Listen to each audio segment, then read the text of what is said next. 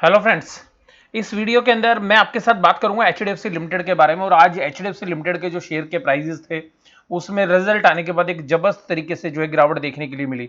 आप देखिएगा आज जो है 3.55% की गिरावट के साथ जो है ये दिग्गज जो है बैंक बंद हुआ। और निफ्टी के जो है गिराने वाले शेयर्स के अंदर जो है इसकी एक अहम भूमिका थी। तो आज देखिएगा ये निफ्टी का जो है लूजिंग कैंडिडेट था। और निफ्टी के अंदर आज देखिएगा यहाँ पे स्क्रीन पे देखिएगा ये इस समय रिजल्ट आए तो एकाएक जो प्रॉफिट ग्रोथ की बात सुनकर मार्केट के अंदर एकदम तेजी देखने के लिए मिली शेयर्स के प्राइस के अंदर। लेकिन जैसे ही मोरेटोरियम बुक के बारे में लोगों ने पढ़ा और उसके बारे में पता चला तो देखिएगा शेयर के प्राइस किस तरीके से जो है ताश के पत्ते की तरह ढहते हुए नजर आए। तो देखिएगा यहाँ पे क्योंकि ये जो दिग्गज है इसके अंदर इतनी बड़ी गिरावट जो है 3% की जो है 3.5% की गिरावट जो है अक्सर देखने में नहीं मिलती। और सबसे खास बात ये कि आज जब ये सुबह ट्रेड कर रहा था तो अगर आज इसके हाई देखेंगे तो आप 1900 के जो हाईज थे और 1800 रुपये के जो है लो है। तो 1804 के लो है और 1900 के जो है हाई है। तो यहाँ पर ऐसा क्या है रिजल्ट के अंदर खास कि इसके बाद जो है कुछ और भी जो है एनबीएफसीज थे उनके शेयर्स के अंदर भी गिरावट देखने के लिए मिली। हालांकि कुछ एनबीएफसी के रिजल्ट के साथ साथ जो है गिरावट देखने के लिए मिली, लेकिन सबसे ज्यादा जो कंसर्न है वो असेट्स क्वालिटी से संबंधित है। तो देखिएगा इस वीडियो के अंदर जो मैं आपके साथ बात कर रहा हूँ वो सबसे पहले एचडीएफसी लिमिटेड के बारे में आपको कुछ उसकी सब्सिडरी कंपनी के बारे में पता होना चाहिए।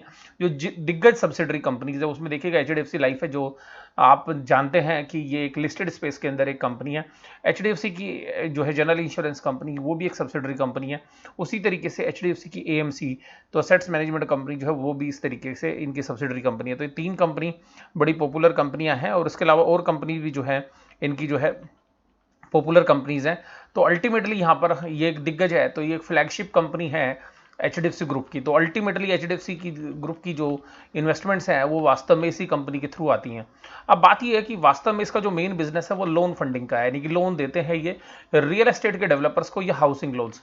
और वहीं पर ये उसमें से कुछ लोन्स जो है वो सेल भी कर देते हैं एचडीएफसी बैंक को। तो इस तरीके से यहाँ पर जो इनकी जो इनकम्स हैं उसके अंदर कोई ऐसा मेजर जो है डाउनफॉल देखने के लिए नहीं मिला। यहाँ पे तो हालांकि ग्रोथ है अगर आप बात करेंगे तो, लेकिन ग्रोथ किस तरीके से आई है ये एक सबसे खास बात है। तो देखिएगा सबसे पहली बात है जो इंटरेस्ट इनकम है, जो इनका मेन फोकस वाला बिजनेस है वहां पर जो इंटरेस्ट इनकम है वो पिछले क्वार्टर से कम आई है, पिछले क्वार्टर से कम आई। जबकि ये जो कंपनी है ये जनरली ग्रोथ दिखाती है हर बार। और अगर आप देखेंगे पिछले साल के अगर आप ईयर ऑन ईयर भी बात करेंगे तो वहां से भी जो इंटरेस्ट इनकम है वो कम आई है। अल्टीमेटली ये जो इसकी प्रिंसिपल रेवेन्यू प्रोड्यूसिंग एक्टिविटीज है जहां से कि ये पैसा कमाता है वहीं पर जो है इसके बिजनेस में डी ग्रोथ देखने के लिए मिली। हालांकि जो बाकी जो अर्निंग्स हैं वो उसके अंदर जो है इंश्योरेंस कंपनीज की जो अर्निंग्स हैं वो इंक्लूड हैं, या आप देखिएगा एएमसी बिजनेस के भी जो इनकम्स हैं वो भी सब इसमें इंक्लूड है। इसके साथ साथ अगर आप देखेंगे तो यहाँ पर जो ये म्यूचुअल फंड्स में जो कैश डिप्लॉय करते हैं वहाँ से भी करीबन जो है 361 करोड़ के प्रॉफिट आए हैं, जो पिछले साल तो 311 करोड़ के थे और पिछले क्वार्टर में 241 के थे। तो अल्टीमेटली यहाँ पर अगर हम पूरी बात करें तो ये जो बिजनेस के अंदर जो रेवेन्यूज इस बार बढ़ के आए हैं उसके अंदर जो लाइफ इंश्योरेंस कंपनीज से जो है 7290 और उसी तरीके से जो है लाइफ इंश्योरेंस के अंदर जो पॉलिसी होल्डर्स के अकाउंट से जो इनका जो पैसा आया है वो 69790। एक तो प्रीमियम है और एक प्रॉफिट है पॉलिसी होल्डर्स के अकाउंट का। तो वो दोनों और उसके बाद जो है उसके से संबंधित खर्चे जो है नीचे डाले गए हैं। तो ये जो एनालिसिस है ये कंसोलिडेटेड बैलेंस शीट का है। तो कंसोलिडेटेड बैलेंस शीट से अगर आपको ये पूरा अंदाजा लगाने की कोशिश करेंगे तो ज़्यादा क्लियर पिक्चर नहीं होगी क्योंकि सारे बिजनेस की जो है इनकम इसके अंदर इंक्लूड है। लेकिन फिर भी आप देखिएगा यहाँ पर इस बात से अंदाजा लगा सकते हैं कि जो इंटरेस्ट इनकम है वो कम है। और अगर इसी तरीके से अगर आप इसके स्टैंड अलोन पर चलें, यानी कि जिसमें केवल और केवल इस कंपनी का जो है एचडीएफसी लिमिटेड का जो है रिजल्ट है, तो अगर वहां पर अगर आप देखेंगे कि किस तरीके से जो है इनके बिजनेस इंपैक्ट हुए तो आपको ज़्यादा अच्छे से क्लियर आएगी बात। तो देखिएगा यहाँ पर 10478 वहाँ पर इंटरेस्ट इनकम यहाँ पे इनकी बढ़ती हुई नजर आई है, लेकिन पिछले क्वार्टर से इनकम कम नजर आई है। और सरप्लस जो है म्यूचुअल फंड्स के जो बिजनेस है वहाँ पर जो है 361 का है। डिविडेंड इनकम जो है 200 करोड़ की है। उसके आसपास देखिएगा रेंटल इनकम 16 करोड़ की, तो रेंट वाली इनकम भी पिछले क्वार्टर से कम आई है। फीस और कमीशन जो है वो भी आधा हो गया, यानी कि जो अदर इनकम से जनरली आते हैं। उसके बाद जो फेयर वैल्यू चेंज है इन्वेस्टमेंट्स के वो भी जो है यहाँ पे गेन कम नजर आया है।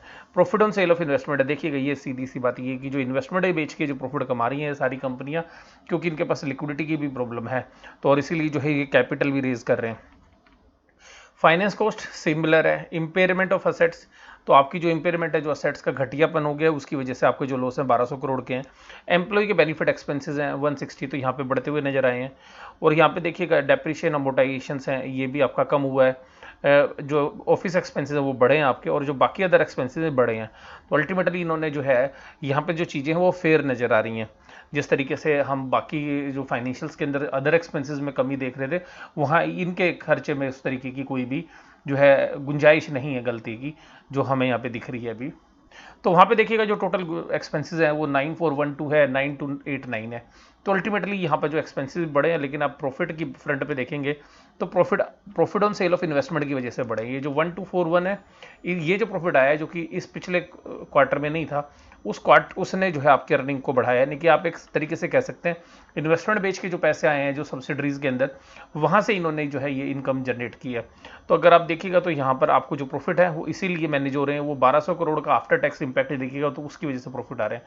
तो यहाँ पे देखिएगा आपकी अर्निंग पर शेयर जो है आपको 17.62 नजर आ रही है, और अगर आप ये पिछले क्वार्टर की देखें तो 12.86 थी। तो यहाँ पर आपको एक बात समझ में आनी चाहिए कि जो सेल ऑफ इन्वेस्टमेंट है, वो जो बिजनेस के अंदर सेल करी है उससे जो प्रॉफिट्स हैं वो इंप्रूव होते हुए नजर आए हैं। तो ईपीएस के अंदर अगर आप 5 रुपए का कंपोनेंट देखेंगे, 5 से 6 रुपए का, तो वो कंपोनेंट सेल ऑफ इन्वेस्टमेंट से है। जैसे आईसीआईसीआई बैंक के अंदर भी हम बात कर रहे थे उसी तरीके की। तो यहाँ पे देखिएगा 12.62, तो ये अल्टीमेटली जो परफॉर्मेंस है उसमें ग्रोथ देखने के लिए नहीं मिली है। और ये जो बिजनेस है इन्होंने अभी बहुत सारा बिजनेस अपना ऑनलाइन पे शिफ्ट कर दिया है।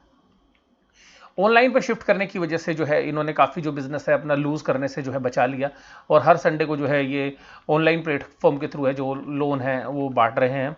और जो इनके पुराने कस्टमर्स हैं उनको भी बहुत ज़बरदस्त तरीके से अप्रोच कर रहे हैं कि आप और घर ले लीजिएगा और फंडिंग ले लीजिएगा, क्योंकि ये केवल उन्हीं कस्टमर से बात कर रहे हैं जो अभी तक जो है जिन्होंने मोरेटोरियम वगैरह नहीं लिया है।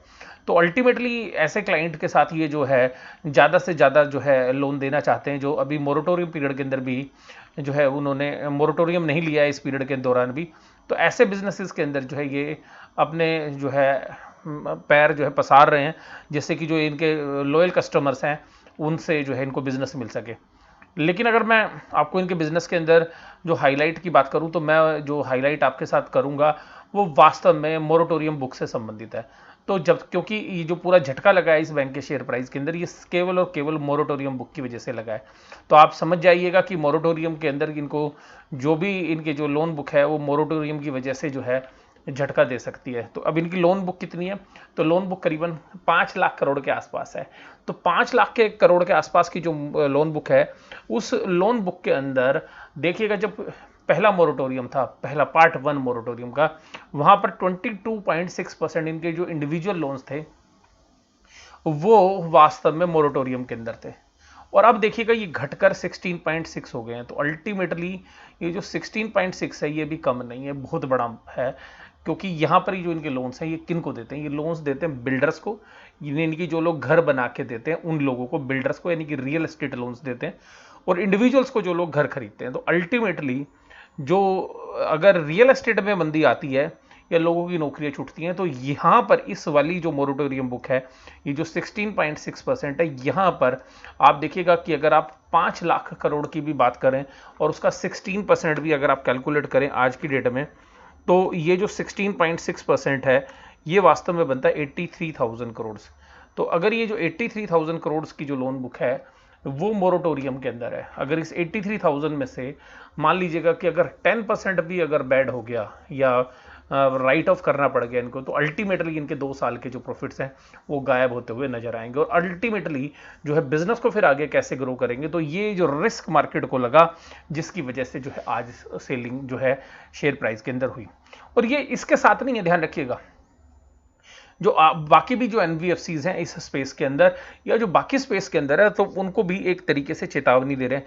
यहां पे देखिएगा मैं एक बात करना चाहूंगा कि जो एचडीएफसी लिमिटेड के अंदर और एचडीएफसी बैंक के जब मैं रिजल्ट एनालिसिस कर रहा था, दोनों में एक बात जो है मुझे खास लगी कि एचडीएफसी लिमिटेड ने जो चीजें हैं वो ज्यादा क्लियर बताई हैं अपनी फाइनेंशियल प्रेजेंटेशन के अंदर, जो कि हमें एचडीएफसी बैंक की जो फाइनेंशियल प्रेजेंटेशन थी या जो इन्वेस्टर प्रेजेंटेशन थी उसमें हमें देखने के लिए नहीं मिली। और उस मुद्दे पे जो है मैं कभी फिर दूसरी वीडियो के अंदर आपके साथ बात करूंगा। अब देखिएगा यहां पर 22.4% जो है कॉर्पोरेशन की जो लोन बुक है वो मोरेटोरियम के अंदर है। आप ध्यान रखिएगा, ये तो खाली इंडिविजुअल्स की बात की थी, अगर टोटल में बात करेंगे तो ये 83,000 से भी ज्यादा बड़ा अमाउंट बनेगा। तो 5,50,000 के आसपास है, और उसको अगर हम 22% देखें तो करीबन 1,20,000 करोड़ की जो है लोन बुक मोरेटोरियम के अंदर। अब ये ध्यान से समझिएगा, ये अगर अपना पैसा वसूल करने जाएंगे तो घर बेचने पड़ेंगे इनको, वो जो भी जिनको लोन दिया है। तो अगर ये लोन वसूल करने के लिए घर बेचेंगे तो अल्टीमेटली एक सप्लाई आ जाएगी और वहां पर रिकवरी की कॉस्ट होगी, टाइम डिले होगा, तो बिजनेस को जो है स्मूथ कर पाना बड़ा मुश्किल होगा अगर यहां पे डिफॉल्ट होते हैं तो। दूसरी बात है जो रियल एस्टेट्स हैं, तो रियल एस्टेट के जो डेवलपर्स हैं उनको बड़ी दिक्कत है, क्योंकि उनके तो होम बायर्स है नहीं। अगर होम बायर्स होंगे नहीं और प्रोडक्शन उनकी अगर रुक जाएगी, जो कंस्ट्रक्शन वर्क है वो भी रुक जाएगा, तो अल्टीमेटली जो सर्कुलर फ्लो ऑफ मनी अगर रियल एस्टेट बिल्डर्स का रुकता है, तो वहां पर भी एक सीधी सीधी सी बात यहां पर देखने के लिए मिलेगी कि प्रेशर उनकी तरफ भी आएगा। तो अल्टीमेटली जो इकोनॉमी के अंदर स्लो डाउन देखा जा रहा है कोविड की वजह से, वो इस एचडीएफसी बैंक की, एचडीएफसी लिमिटेड की पूरी बैलेंस शीट का सत्यानाश करने के लिए तैयार है। तो अल्टीमेटली इससे किस तरीके से बचा जाए, इससे बचने के लिए एचडीएफसी लिमिटेड जो है अभी देखिएगा आगे चल के जो है 10,000 करोड़ से लेकर 20,000 करोड़ तक की नई कैपिटल रेज करने का प्लान कर रही है।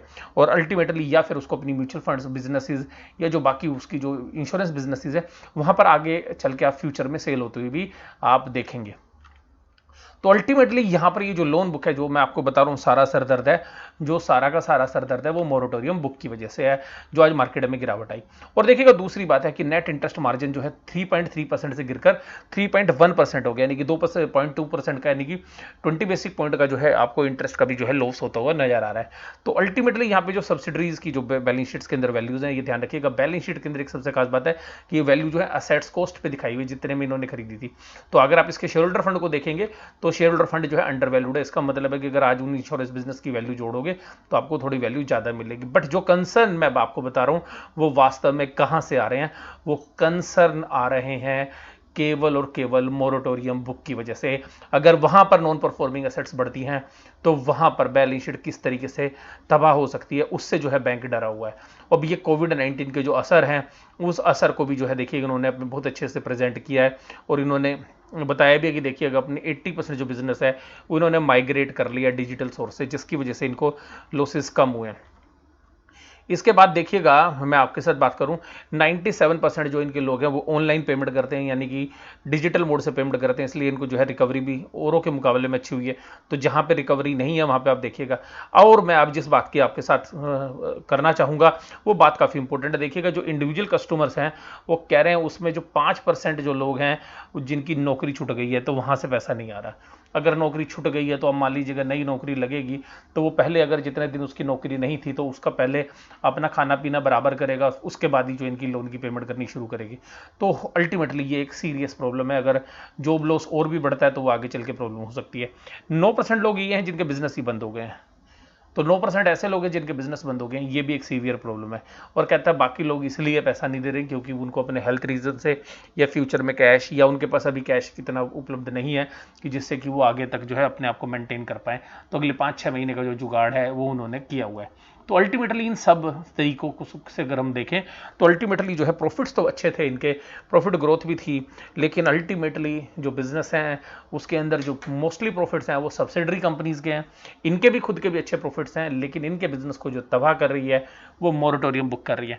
तो जब आज रिजल्ट भी आए तो तब आप देखिएगा रिजल्ट आते वक्त क्या हुआ, रिजल्ट जैसे ही आए और प्रॉफिट ग्रोथ देखकर मार्केट ने देखिएगा शेयर के प्राइस को किस तरीके से बढ़ा दिया। लेकिन जब लोगों ने रिपोर्ट पढ़ी तो तुरंत थोड़ी देर बाद ही उनको समझ में आ रही है। तो मोरेटोरियम बुक जो है अभी भी अंडर प्रेशर और लोन बुक काफी बड़ी है और यहाँ पे प्रेशर आएगा तो देखिएगा उसके बाद जो है मार्केट ने गिरना शुरू किया और इसका जो असर था वो बाकी भी फाइनेंशियल्स पर पड़ता हुआ नजर आया। आप देखिएगा श्रीराम ट्रांसपोर्ट फाइनेंस की भी बात करें तो ये जो शेयर्स है ये भी देखिएगा आज करीबन 5.5% से नीचे की गिरावट जो है इसने दी नीचे की तरफ। और इसी तरीके से अगर आप बाकी भी पीयर्स के अंदर देखेंगे तो और जो है आपको गिरावट जो है देखने के लिए मिलेगी। अगर यहाँ पर भी हम बात करें तो कुछ और भी हैं यहाँ, लेकिन में से कुछ रिजल्ट से रिलेटेड भी हो सकते हैं। मुथूट फाइनेंस का जो शेयर है 3.49% है, श्रीराम ट्रांसपोर्ट 5.74 है। उसी तरीके से क्रेडिट एसेस ग्रामीण जो है 4% की गिरावट देखने के लिए मिली उसके अंदर। उसी तरीके से मुथूट कैपिटल का जो शेयर है 4.24। और इसके अलावा जो है अगर हम बात करें मन्नापुरम का जो शेयर है वो भी 9% के हिसाब से। लीडिंग लीजिंग जो कंपनी है वो 9.36%, हालांकि छोटी कंपनीज है। लेकिन अगर एक मन्नापुरम की हम बात करें तो मन्नापुरम फाइनेंस का जो शेयर है वो भी 9% की गिरावट के साथ बंद हुआ। तो अल्टीमेटली ये जो देखिएगा जो इफेक्ट्स होते हैं ये इसी तरीके से एक दूसरे बिजनेसेस को जो है भाप लेते हैं कि अगर इसको प्रॉब्लम है, दिग्गज को प्रॉब्लम है, तो हमारे को भी ये प्रॉब्लम हो सकती है। हालांकि जो गोल्डन लो फाइनेंस वाली जो कंपनी कंपनीज हैं उन पे मुझे ऐसा नहीं लगता कि बहुत ज़्यादा पेन है। वो कंपनियाँ काफ़ी अच्छे से ग्रो कर रही हैं और अगर उनको लिक्विडिटी मिलती रहेगी तो शायद अच्छे से मैनेज भी कर पाएंगे। ये जो है मेरी जो राय है ये वास्तव में उनकी फाइनेंशियल्स को देखने के बाद ही आपके साथ व्यक्त कर रहा हूँ। लेकिन देखिएगा यहाँ पर मैं अपनी बात जो है समाप्त कर रहा हूँ। आपको वीडियो कैसी लगी जरूर से जरूर आप मुझे कमेंट बॉक्स में बताते रहिएगा। वीडियो देखने के लिए धन्यवाद। Thank you very much.